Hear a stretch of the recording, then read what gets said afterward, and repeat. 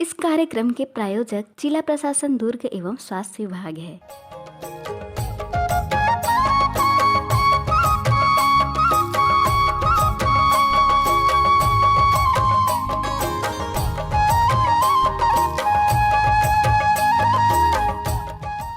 Radio Lokvani 89.6 FM सुनने वाले सभी श्रोताओं को आरजे चित्रा का नमस्कार जोहार।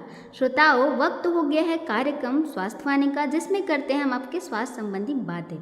श्रोताओं, एक नवजात शिशु और एक माँ, जब हम इसकी कल्पना करते हैं तो सबसे पहले जो छवि हमारे सामने आती है वो होती है एक माता को अपने शिशु को गोद में लेकर स्तनपान कराने की, जिसमें करुणा का भाव तो होता ही है, साथ ही एक और भाव होता है और वो होता है अपने शिशु का अच्छे से स्वास्थ्य का। तो चलिए, स्वास्थ्यवाणी कार्यक्रम में आज हम बात करेंगे इसी स्तनपान और मातृत्व के स्वास्थ्य के महत्व के बारे में। हमारे साथ आज के कार्यक्रम में जुड़ेंगी परमिला वर्मा मैम, जो कि हैं महिला पर्यवेक्षक। हम जानेंगे विस्तार से स्तनपान के महत्व पर और बात करेंगे स्तनपान के बारे में। तो मैम, आज के कार्यक्रम में आपका बहुत बहुत स्वागत है। धन्यवाद चित्रा। तो सबसे पहले मैं आपसे जानना चाहूँगी कि स्तनपान कब से शुरू करना चाहिए? स्तनपान माँ एवं बच्चे के लिए ही नहीं बल्कि पूरे समाज के लिए फ़ायदेमंद है। माँ का दूध बच्चे के लिए अमृत है। बच्चे के जन्म के तुरंत बाद 1 घंटे के अंदर या जितनी जल्दी हो सके स्तनपान शुरू कर देना चाहिए। एक स्वस्थ बच्चा जन्म के 1 घंटे के भीतर स्तनपान करने में सक्षम होता है। माता बच्चे को अपनी छाती पर लगा कर रखे, जिससे त्वचा का त्वचा से संपर्क होगा। यह स्तनपान शुरू करने का सबसे अच्छा तरीका है। बहुत बढ़िया मैम। पहला दूध, जिसे कोलेस्ट्रम कहा जाता है, यह क्यों महत्वपूर्ण है और कोलेस्ट्रम होता क्या है?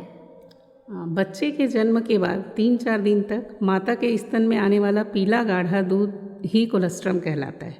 कोलेस्ट्रम में बीटा कैरोटीन की उच्च मात्रा होने के कारण इसका रंग गहरा पीला होता है। यह दूध कम मात्रा में आता है, परंतु नवजात शिशु के लिए यह पर्याप्त होता है। कोलेस्ट्रम से बच्चे में रोग प्रतिरोधक क्षमता बढ़ती है, जिससे बच्चा स्वस्थ रहता है। इसलिए इसे बच्चे का पहला टीका कहते हैं। इसमें प्रोटीन और बहुत से विटामिन जैसे ए, सी, के आदि पर्याप्त मात्रा में होते हैं। बच्चे का पहला शौच काला रहता है। स्तनपान से इसे शीघ्र बाहर होने में मदद मिलती है, जिससे बच्चे को पीलिया होने की संभावना कम हो जाती है। कोलेस्ट्रम बच्चे की इम्यूनिटी बढ़ाता है और यह पचने में आसान होता है। जी मैम, बहुत बढ़िया बताया आपने कि कोलेस्ट्रम बहुत ज़रूरी है। तो जो नई माएँ रहती हैं उनके में ये प्रश्न बहुत आता है कि नवजात शिशु को कितनी बार स्तनपान कराना चाहिए? हाँ चित्रा, जन्म के पहले के 7 दिन में 24 घंटे में कम से कम 8 से 12 बार स्तनपान जरूरी है। इसका मतलब है कि हर 2 से 3 घंटे में दूध पिलाना चाहिए। धीरे धीरे बच्चा स्तनपान में सक्षम होता जाएगा और भूख लगने पर स्वयं ही दूध की मांग करना शुरू कर देगा। तब बच्चे की मर्जी के अनुसार दूध पिलाना चाहिए। कुछ बच्चे लंबे समय तक सोते रहते हैं, तब माँ को समय समय पर बच्चे को जगाकर दूध अनिवार्य रूप से पिलाना ही चाहिए। जी मैम, हर बार स्तनपान के दौरान बच्चे को कितनी देर तक एक ही स्तन पर रहना चाहिए?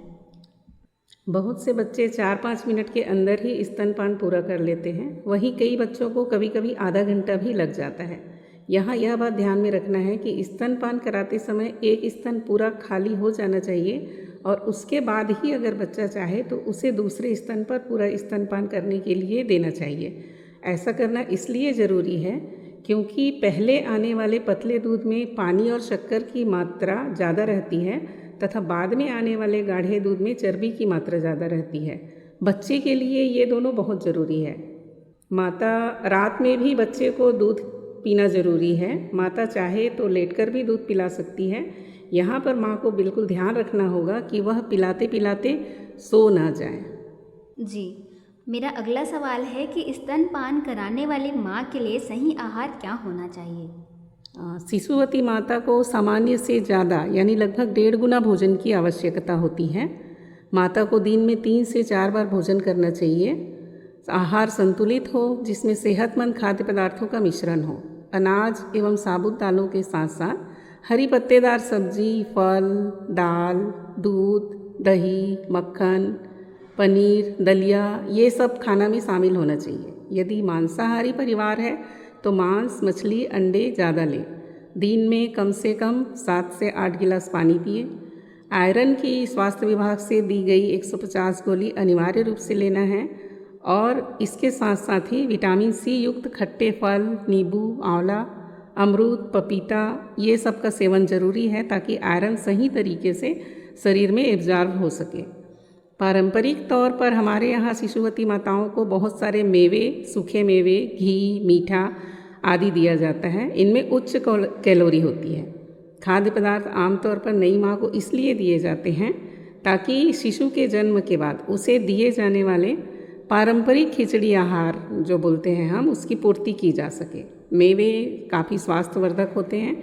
इन्हें धात्री माता को आहार में शामिल करना ही चाहिए। यह शरीर को गर्म रखने में सहायक होता है। जी मैम, नवजात शिशु के साथ साथ माता का स्वस्थ होना भी बहुत ज़रूरी है। तो मेरा अगला सवाल है कि क्या नवजात शिशु को स्तनपान के अलावा और कुछ जैसे पानी वगैरह देना चाहिए? 6 माह तक के बच्चों को सिर्फ और सिर्फ माँ का दूध ही पिलाना चाहिए। पानी या अन्य कोई भी चीज़ नहीं देना चाहिए क्योंकि माँ के दूध में ही पानी की पूर्ति हो जाती है। दूध में 80% तक पानी होता है। स्तनपान से माँ को क्या फ़ायदे होते हैं?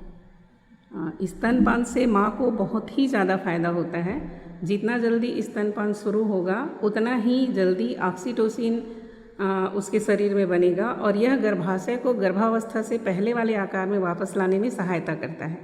दूध पिलाने से प्रोलैक्टिन हार्मोन का स्त्राव होता है जिससे माँ शांत और रिलैक्स महसूस करती है।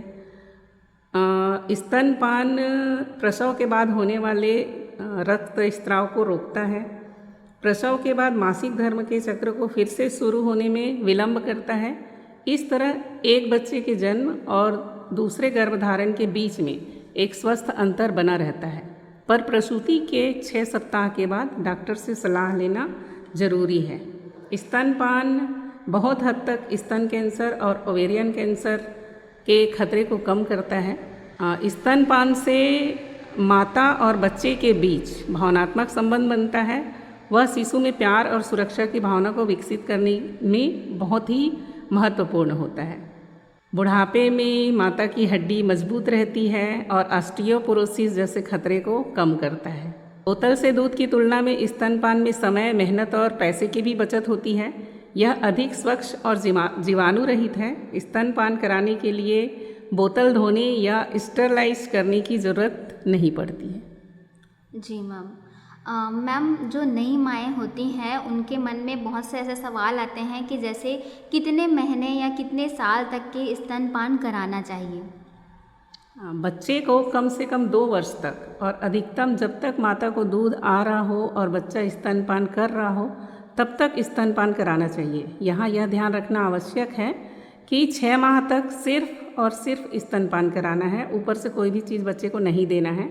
वहीं बच्चा जब 6 माह का हो जाए तो माँ का दूध जितना ज़्यादा भी आ रहा हो तब माँ के दूध के साथ साथ ऊपरी आहार की शुरुआत भी करनी है क्योंकि बढ़ते बच्चे को अधिक ऊर्जा और पोषण की आवश्यकता होती है। पोषण का सिर्फ 50% की पूर्ति ही माँ के दूध से होगी। बाकी 50% पोषण ऊपरी संतुलित आहार से ही हो पाएगा। मैम, क्या स्तनपान के दौरान माँ को किसी दवाई या हानिकारक पदार्थ से परहेज करना चाहिए? स्तनपान के दौरान दवाइयाँ डॉक्टर के परामर्श से ही ली जानी चाहिए। बहुत सी दवाई सुरक्षित होती हैं तथा कुछ दवाइयों के गंभीर दुष्प्रभाव भी हो सकते हैं। कोई भी दवा लेते समय माँ को बच्चे में होने वाले जो प्रतिक्रियाएं हैं उस पर नज़र रखनी चाहिए, जैसे भूख न लगना, दस्त, नींद ना आ रहा हो, बहुत ज़्यादा रो रहा हो, उल्टी आना, त्वचा पर जो चकत्ते पड़ जाते हैं। इनमें से अगर कोई भी लक्षण बच्चे को दिख रहा हो तो तुरंत बाल रोग विशेषज्ञ से सलाह लेना चाहिए। किसी भी प्रकार के धूम्रपान या शराब का सेवन बच्चों के लिए तो खतरनाक है ही, न केवल बच्चों के लिए बल्कि माताओं के स्वास्थ्य के लिए भी हानिकारक है। धूम्रपान एवं शराब के सेवन से दूध की मात्रा कम हो सकती है तथा अल्कोहल की कुछ मात्रा दूध के साथ बच्चों के शरीर में जा सकती है।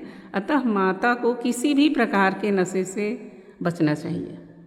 मैम, एक बहुत ज़रूरी सवाल आता है कि माँ के बीमार होने पर स्तनपान को बंद करना चाहिए या नहीं? माँ के बीमार होने पर स्तनपान बंद करना ज़रूरी नहीं है।